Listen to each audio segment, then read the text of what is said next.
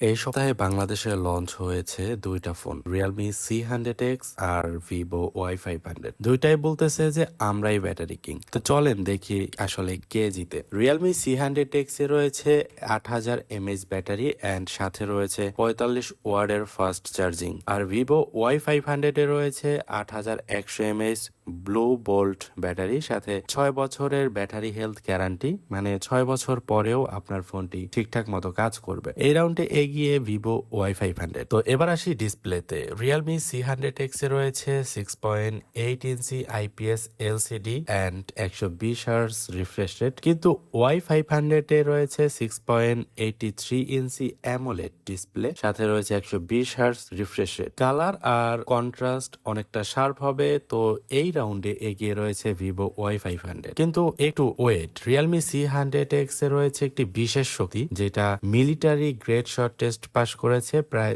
2 metre উঁচু থেকে পড়লেও আপনার ফোনের কিছুই হবে না। যাদের ফোন সচরাচর হাত থেকে পড়ে যায় তাদের জন্য কিন্তু রিয়েলমি C100X একটা বেস্ট অপশন হতে পারে। তো এইখানে কামব্যাক করলো রিয়েলমি C100X। তাহলে এবার ফাইনাল রেজাল্টটা দেখা যাক। লম্বা সময়, ব্যাটারি লাইফ আর প্রিমিয়াম ডিসপ্লে চাইলে আপনি আসতে পারেন ভিভো Y500 এর দিকে, আর যদি আপনি টেকসই আর শক্তপোক্ত একটি ফোন চান সেক্ষেত্রে আপনি রিয়েলমি C100X এর দিকে আসতে পারেন। তো কমেন্ট করে আপনি জানাতে পারেন যে আপনি কোনটা নিতে চান, রিয়েলমি C100X নাকি ভিভো Y500। আর ডিটেলস ভিডিও পেতে আমাদের টেকিজেন চ্যানেলটি সাবস্ক্রাইব করুন। ধন্যবাদ।